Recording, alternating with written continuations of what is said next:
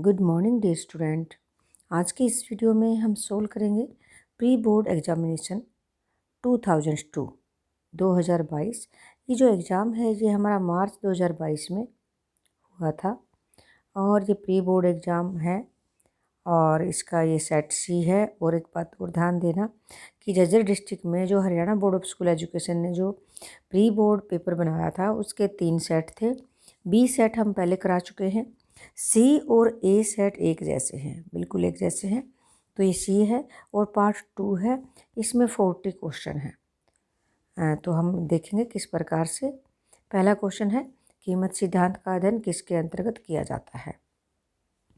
A option है समष्टि अर्थशास्त्र, बी है व्यष्टि अर्थशास्त्र और सी है सार्वजनिक वित्त और डी है कीमत नियंत्रण।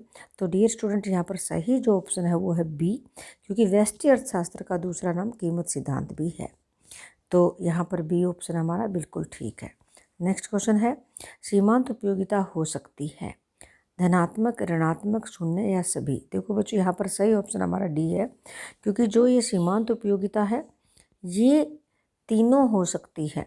देखिएगा यहाँ पर हम डायग्राम दिखाएंगे, ये है टोटल यूटिलिटी और जो सीमांत उपयोगिता है वो हमारी इस प्रकार से आती है कि ये क्या है, यहाँ पर पॉजिटिव है और यहाँ पर शून्य है, जीरो है और यहाँ पर नेगेटिव है।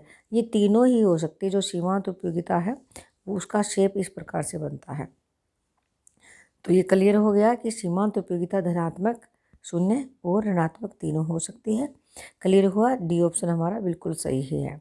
नेक्स्ट क्वेश्चन है कार और पेट्रोल की मांग कहलाती है। देखो कार और पेट्रोल ये ना पूरक मांग है, क्योंकि कार पेट्रोल के बिना या फ्यूल के बिना चल नहीं सकते। कार और पेट्रोल पूरक वस्तुएं हैं, तो ए ऑप्शन हमारा है पूरक। बी है स्थानापन्न, सी है इकाई या मांग कहलाती है या शून्य, इनकी मांग की लोच है या पूरक आएगा। इसमें ये तीनों ऑप्शन ही गलत हैं। नेक्स्ट क्वेश्चन है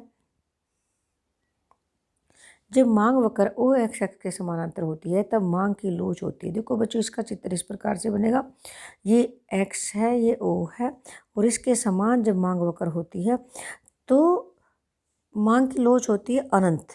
देखो इलास्टिसिटी इक्वल टू इन्फिनिटली, तो यहाँ अनंत, डी ऑप्शन हमारा बिल्कुल ठीक है। नेक्स्ट क्वेश्चन है दीर्घकाल में सभी उत्पादन कारक, उत्पादन के जो साधन हैं वो स्थिर होते हैं, परिवर्तनशील होते हैं। ए और बी दोनों, इनमें से कोई नहीं। देखो बच्चों दीर्घकाल में सभी साधन परिवर्तनशील होते हैं। देखो अल्पकाल में कुछ साधन स्थिर होते हैं, कुछ परिवर्तनशील होते हैं। दीर्घकाल में सभी परिवर्तनशील होते हैं। नेक्स्ट क्वेश्चन है संतुलन बिंदु वह बिंदु है जिस पर मांग अधिक होती है पूर्ति से, यानी कि demand is greater than supply, ये नहीं है। Demand is less than supply, ये भी नहीं है, यानी कि मांग पूर्ति से कम है।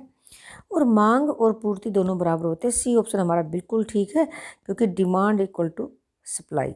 और कहीं भी एक चीज़ और ध्यान रखना बच्चों, संतुलन बिंदु की बात आ जाए या सामान्य लाभ की बात आ जाए तो अपने बराबर वाला निशान देखना है, इक्वल वाला निशान देखना है और वो आपका बिल्कुल सही मिलेगा। ये ध्यान रखना, जहाँ भी संतुलन की बात आए या सामान्य लाभ की बात आए तो आपने इक्वल का निशान जिस ऑप्शन में होता है वो देखना है, क्योंकि ये सी ऑप्शन हमारा बिल्कुल ठीक है। नेक्स्ट क्वेश्चन है किस बाजार में विक्रय लागतों का महत्व होता है। पूर्ण प्रतियोगिता में नहीं, अपूर्ण प्रतियोगिता में यस, एकाधिकार में नहीं और इनमें से कोई नहीं। तो देखो बच्चों यहाँ पर सही ऑप्शन हमारा बी है, मोनोपोलिस्टिक कंपटीशन। कई बार इस तरह का भी क्वेश्चन आ जाता है बच्चों कि अपूर्ण प्रतियोगिता और अल्पाधिकार, ये दो बाजार ऐसे हैं जिसमें विक्रय लागतें पाई जाती हैं, यानी कि एडवर्टाइजमेंट का खर्चा, इस तरह की चीज़ें पाई जाती हैं। क्योंकि जब विक्रेता बेचना चाहता है या उत्पादक अपने प्रोडक्ट को बेचना चाहता है तो उसकी एडवर्टाइजमेंट कराता है, ऐड कराता है, तो उससे क्या होता है कि वो बिकती हैं वस्तुएं। क्योंकि अपूर्ण प्रतियोगिता में ना वस्तु विभेद होता है सबकी, बहुत सारे, मोनोपोलिस्टिक कंपटीशन इसका नाम है। एकाधिकारात्मक प्रतियोगिता अगर यहाँ होता तो भी ठीक होता कि एकाधिकारात्मक प्रतियोगिता में एकाधिकार तो होता है लेकिन अपने प्रोडक्ट पे, और इसमें प्रतियोगिता भी होती है, सबका अधिकार है और प्रतियोगिता भी है एक दूसरे से, क्योंकि वस्तु विभेद पाया जाता है। तो यहाँ पर हमारा सही ऑप्शन है बी। नेक्स्ट क्वेश्चन है समष्टि अर्थशास्त्र अध्ययन करता है संपूर्ण अर्थव्यवस्था का, बिल्कुल ठीक है। एक उद्योग का नहीं, एक फर्म का नहीं, इनमें से कोई नहीं, तो हमारा ए ऑप्शन बिल्कुल ठीक है, क्योंकि समष्टि अर्थशास्त्र समूची अर्थव्यवस्था का या संपूर्ण अर्थव्यवस्था का अध्ययन करता है। नेक्स्ट क्वेश्चन है अप्रत्यक्ष कर माइनस आर्थिक सहायता, इसका मतलब होता है शुद्ध अप्रत्यक्ष कर, यानी कि NIT, नेट इनडायरेक्ट टैक्स। शुद्ध अप्रत्यक्ष कर का हमने अगर ऑप्शन है तो वो ढूंढेंगे। पहला है प्रत्यक्ष कर नहीं, दूसरा है कुल व्यय नहीं, शुद्ध प्रत्यक्ष कर नहीं, शुद्ध अप्रत्यक्ष कर, हमारा डी ऑप्शन बिल्कुल ठीक है। तो ध्यान रहे शुद्ध अप्रत्यक्ष कर यानी कि अप्रत्यक्ष कर माइनस आर्थिक सहायता, ये क्वेश्चन बहुत इंपॉर्टेंट है बच्चों। नेक्स्ट क्वेश्चन है निम्न में से कौन सी निकट मुद्रा है? समय जमा, विनिमय पत्र, ट्रेजरी बिल, सभी हैं ये। समय जमा यानी कि निकट मुद्रा वो होती है जिसको मुद्रा में परिवर्तित किया जा सकता है, तो उसको बोलते हैं निकट मुद्रा। तो हमारा ये सही ऑप्शन, ये सभी निकट मुद्रा है। नेक्स्ट क्वेश्चन है किस बैंक को करेंसी जारी करने का अधिकार है? केवल एकमात्र जो अधिकार है वो केंद्रीय बैंक को, सेंट्रल बैंक को है। तो ऑप्शन देखते हैं, पहला ऑप्शन है केंद्रीय बैंक, केवल ये बिल्कुल ठीक है। वाणिज्यिक बैंक कभी भी मुद्रा जारी नहीं करते हैं, सहकारी बैंक नहीं, इनमें से कोई नहीं। तो बच्चों हमारा सही ऑप्शन है ए, क्योंकि केवल एक बैंक है जो केंद्रीय बैंक है जो नोट जारी करता है, और भारत में इसका नाम है RBI। और RBI की स्थापना हुई थी 1935 में। मैं ये बताना चाहती हूँ कि इस तरह का क्वेश्चन आ जाए कि RBI की स्थापना कब हुई, 1935 में, और यही एकमात्र बैंक है जो सरकार का भी बैंक है और नोट भी जारी करता है। नेक्स्ट है भारत में आम बजट कौन पेश करता है? देखो बच्चों, आम बजट जो पेश किया जाता है वो फरवरी के पहले दिन यानी कि 1 फरवरी को पेश किया जाता है। लेकिन करता कौन है? प्रधानमंत्री नहीं, वित्त मंत्री बिल्कुल ठीक है, योजना मंत्री नहीं, वाणिज्य मंत्री नहीं। तो यहाँ पर सही ऑप्शन है बी। अब की बार 1 फरवरी को जो बजट प्रस्तुत हुआ था वो श्रीमती निर्मला सीतारमन ने किया था। श्रीमती निर्मला सीतारमन वर्तमान में वित्त मंत्री हैं। इस तरह का भी प्रश्न आ जाए तो उसका भी उत्तर देना है आपने। ओके, नेक्स्ट है उचित शब्दों में खाली स्थान भरें। उत्पादन संभावना वक्र बनाते समय OXX पर क्या लेते हैं? देखो बच्चों, उत्पादन संभावना वक्र बनाएंगे तो वस्तु लेते हैं, क्योंकि दो वस्तुओं के संयोग को दर्शाता है। अब ये देखिएगा, हम उत्पादन संभावना वक्र बनाकर आपको दिखाएंगे। ये है उत्पादन संभावना वक्र, ये मूल बिंदु की तरफ नतोदर होती है। यहाँ पर हम कमोडिटी या वस्तु लेंगे और यहाँ पर भी दूसरी वस्तु लेंगे, तो ये क्लियर हो गया, ये PPC है। इस तरह ये नतोदर होती है, कॉनकेव होती है, ये भी क्लियर हो गया। तो यहाँ वस्तु लेंगे। नेक्स्ट क्वेश्चन है सामान्य वस्तुओं का मांग वक्र का ढलान होता है। देखो बच्चों, सामान्य वस्तुओं पर मांग का नियम लागू होता है और ऋणात्मक ढलान होता है मांग वक्र। तो ऋणात्मक ढलान किस प्रकार से होता है ये भी हम आपको बनाकर दिखाएंगे। इस प्रकार से होता है ये मांग वक्र सामान्य वस्तुओं का, ये नेगेटिव स्लोप है। ओके, ये OXY। नेक्स्ट क्वेश्चन हमारा है जब सीमांत उत्पादन घटता है तो कुल उत्पादन होता है। देखो बच्चों, जब सीमांत उत्पादन घटता है तो कुल उत्पादन क्या होता है? देखिएगा बच्चों, यहाँ पर ये क्वेश्चन थोड़ा सा गलत दिया गया है, क्योंकि स्थिर दर से बढ़ता है जब सीमांत उत्पादन घटता है, या घटते की बात की है। इसका हम डायग्राम बनाएंगे, आपको समझाएंगे। इस तरह का क्वेश्चन, थोड़ी सी गड़बड़ है इस क्वेश्चन में, लेकिन फिर भी कोई बात नहीं, हम बना देते हैं इसका। देखिए बच्चों, ये है TP यानी कि कुल उत्पादन, और यहाँ ये अधिकतम है, और जहाँ अधिकतम होता है तो वहाँ सीमांत उत्पादन 0 होता है। अब यहाँ आप देखेंगे कि पहले कुल उत्पादन बढ़ती दर से बढ़ता है तो सीमांत उत्पादन भी बढ़ता है। जब ये घटती दर से बढ़ता है ना कुल उत्पादन, तो ये घटता है, और जब ये अधिकतम होता है हाईएस्ट तो ये 0 होता है, और जब ये कुल उत्पादन घटना शुरू करता है तो ये ऋणात्मक हो जाता है MP। तो इस तरह का था, लेकिन यहाँ हमारा क्वेश्चन थोड़ा सा इस प्री बोर्ड एग्जाम में जो दिया गया वो इस तरह से है, जब सीमांत उत्पादन घटता है तो कुल उत्पादन होता है। देखो बच्चों, घटना तो यहाँ से शुरू कर दिया सीमांत उत्पादन ने, और 0 और फिर माइनस, तो सीमांत उत्पादन देखो यहाँ पर अधिकतम भी है, ये घट ही रहा है, और स्थिर तो होगा नहीं। देखो पहले स्थिर दर से बढ़ता है और फिर ये घटता है, तो देखो जब ये घट रहा है तो ये क्या होगा, स्थिर तो नहीं है, ये घटती दर से बढ़ता है और फिर अधिकतम होता है और फिर ये क्या होता है कि कुल उत्पादन जब घटता है तो ये ऋणात्मक हो जाता है। तो यहाँ पर मेरे ख्याल से सही ऑप्शन ये है, क्योंकि देखो यहाँ अधिकतम है एक ऑप्शन में, लेकिन स्थिर कहीं नहीं है। जब ये घटना शुरू हो जाता है तो ये बढ़ता है, फिर अधिकतम होता है और फिर घटता है। तो यहाँ पर मेरे हिसाब से अधिकतम आएगा, क्योंकि क्वेश्चन थोड़ा सा दूसरे हिसाब से पूछा गया है। नेक्स्ट क्वेश्चन है, उत्पादन की मात्रा शून्य होने पर कुल परिवर्तनशील लागतें होती हैं।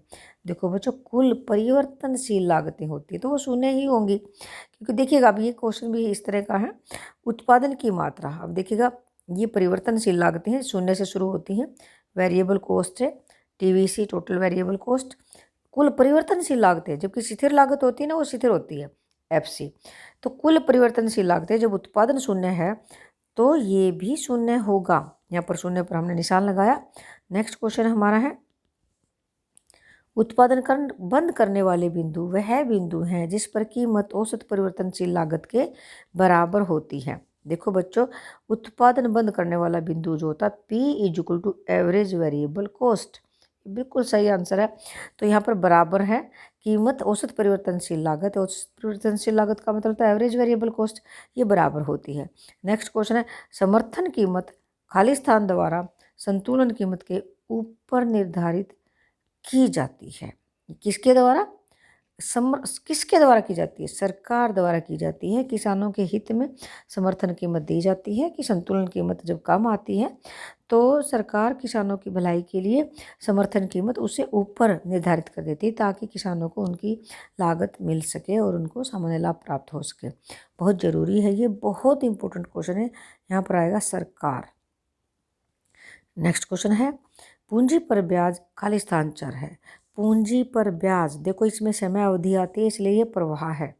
समय के निश्चित बिंदु पर नहीं, बल्कि समय के एक निश्चित अवधि में ब्याज मिलता है। 1 महीने का ब्याज, 1 वर्ष का ब्याज, तो ये प्रवाह है। प्रवाह क्या होता है?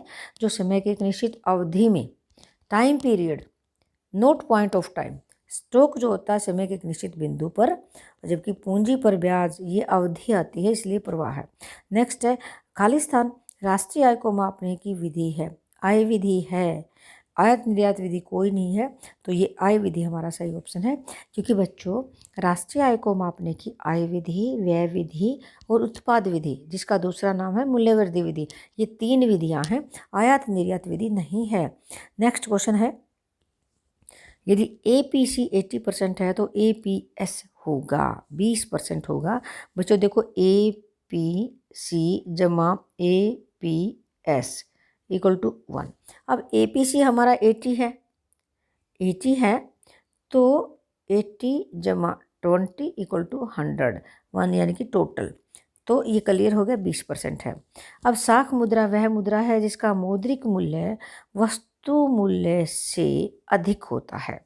देखो बच्चों, जैसे मान लीजिए हमारे पास 500 रुपये का नोट है, क्योंकि साख मुद्रा में नोट भी आते हैं, सिक्के भी आते हैं, मांग जमाएँ भी आती हैं। तो साख मुद्रा, जैसे ये 500 रुपये का नोट है, तो 500 रुपये इसका जो मौद्रिक मूल्य है 500 है, लेकिन ये जो नोट के अंदर जो कागज़ लगा है उसकी वैल्यू बहुत कम है, मात्र 1-2 रुपये की वैल्यू होती है। तो अलग अलग वैल्यू होती है, 1 रुपये से भी कम हो सकती है। तो ये जो मटेरियल लगा है, मान लीजिए इसकी वैल्यू 1-2 रुपया है, 500 रुपये इसके ऊपर अंकित मूल्य है या मौद्रिक मूल्य है, तो वो अधिक है। क्लियर हो गया। नेक्स्ट है, जमा स्वीकार करना बैंकों का खालिस्तान कार्य है, प्राथमिक कार्य है। जमा स्वीकार करना और उधार देना ये बैंकों का प्राथमिक कार्य है। यहाँ पर आएगा प्राइमरी फंक्शन, प्राथमिक कार्य। नेक्स्ट क्वेश्चन है, खालिस्तान भारत का केंद्रीय बैंक है। Reserve bank of India, state bank of India. केंद्रीय बैंक एक है RBI, यहाँ पर आ जाएगा RBI, reserve bank of India. और RBI की स्थापना, जैसे मैंने पहले बताया था, 1935 में हुई थी। नेक्स्ट क्वेश्चन है, पूर्ति अपनी मांग का निर्माण करती है, ये कथन है। JB से का है, बिल्कुल सही है। Supply creates its own demand, JB से, परंपरावादी अर्थशास्त्री रहे हैं JB से। आगे है, आयकर खालिस्तान कर का उदाहरण है, प्रत्यक्ष कर का है। आयकर प्रत्यक्ष कर है, डायरेक्ट टैक्स है, क्योंकि जिसकी आय पर ये टैक्स लगाया जाता है उसी को भुगतान करना पड़ता है। देखो बच्चों, प्रत्यक्ष कर वे कर होते हैं जिनको टाला नहीं जा सकता, जिसके ऊपर लगाया जाएगा वही भुगतान करेगा। नेक्स्ट क्वेश्चन है, निम्नलिखित कथन सही है या गलत है बताइए। प्रिंसिपल ऑफ इकोनॉमिक्स 1896 में प्रकाशित हुई, ये गलत है। ये 1890 में प्रकाशित हुई थी, इसलिए ये गलत है। नेक्स्ट है, बजट रेखा को सम उत्पाद रेखा भी कहा जाता है, ये भी गलत है क्योंकि बजट रेखा को कीमत रेखा कहा जाता है, तो इसलिए ये गलत है। नेक्स्ट क्वेश्चन है, दूध की मांग लोचदार होती है। दूध की मांग देखो बच्चों लोचदार होती है, दूध की मांग जैसे दूध की मांग लोचदार होती है, ये सही है क्योंकि जिन वस्तुओं की मांग जो होती है अनेक प्रयोग होते हैं जिनके, तो अगर सस्ता मतलब कम रेट में दूध मिलेगा तो हम कम खरीदेंगे, ज़्यादा में मिलेगा तो कम खरीदेंगे, कम में मिलेगा तो हम कई जगह पर उनका प्रयोग कर सकते हैं क्योंकि जिनकी अनेक प्रयोग होते हैं उनकी लोचदार होती है। नेक्स्ट है, औसत उत्पाद वक्र का आकार उल्टे यू आकार का होता है, बिल्कुल ठीक है। औसत उत्पाद का वक्र इस प्रकार से होता है, उल्टे यू आकार का, ये सही है। नेक्स्ट क्वेश्चन है, पूर्ण प्रतियोगिता में विक्रेता कीमत स्वीकार नहीं होता है, ये गलत है। ये गलत है क्योंकि पूर्ण प्रतियोगिता में विक्रेता यानी कि फर्म कीमत स्वीकारक होती है, इसलिए ये गलत है। नेक्स्ट है, पूर्ति स्टॉक से अधिक हो सकती है, ये गलत है क्योंकि जितना स्टॉक होगा उसी को ही विक्रेता बेचेगा, स्टॉक से अधिक नहीं होगी। नेक्स्ट क्वेश्चन है, सामान्य कीमत का निर्धारण अति अल्पकाल में होता है, ये गलत है क्योंकि बाजार कीमत का निर्धारण होता है अति अल्पकाल में। अगर यहाँ बाजार कीमत होती तो ये ठीक होता, बाजार कीमत। नेक्स्ट है, शेष विषम क्षेत्र वह क्षेत्र है जो वस्तु खरीदता है। देखो, शेष विषम क्षेत्र वह क्षेत्र होता है जो वस्तु खरीदता है, ये उपभोक्ता क्षेत्र होता है। जो आयात निर्यात करता है वो शेष विषम क्षेत्र है जो वस्तु खरीदता है, तो ये गलत है। नेक्स्ट है, पेट्रोल के भंडारों को राष्ट्रीय आय में शामिल किया जाता है, ये गलत है। पेट्रोल के भंडार ये संपत्ति है, तो ये गलत है। भारत में राष्ट्रीय आय समिति का गठन 1951 में हुआ था, ये गलत है क्योंकि 1949 में हुआ था, ये गलत है। नेक्स्ट क्वेश्चन है, प्रयोज्य आय को बचत तथा निवेश में बांटा जाता है, C+S आएगा, निवेश नहीं आएगा, इसलिए ये गलत है। 1 रुपये का नोट सीमित विधि ग्राह्य है, ये सीमित विधि ग्राह्य है, ये गलत है क्योंकि नोट कोई भी हो, कागज़ के नोट असीमित विधि ग्राह्य हैं। नेक्स्ट क्वेश्चन है, गुणक दो धारी तलवार है, ये सही है क्योंकि गुणक फॉरवर्ड भी है और बैकवर्ड भी है, यानी कि दोनों तरफ है। अगर निवेश में परिवर्तन करेंगे तो आय में कई गुना परिवर्तन हो जाता है, बढ़ जाती है, अगर घटाएंगे तो कई गुना घट जाती है, इसलिए ये सही है। नेक्स्ट है, ब्रेटन वुड व्यवस्था वर्ष 1944 में प्रारंभ की गई, बिल्कुल सही है। तो बच्चों, ये थे हमारे 40 क्वेश्चंस और मैं उम्मीद करूँगी आपको बिल्कुल क्लियर हो गए होंगे, ये बहुत इंपॉर्टेंट है। और इसी के साथ मैं आपसे विदा लेती हूँ, धन्यवाद।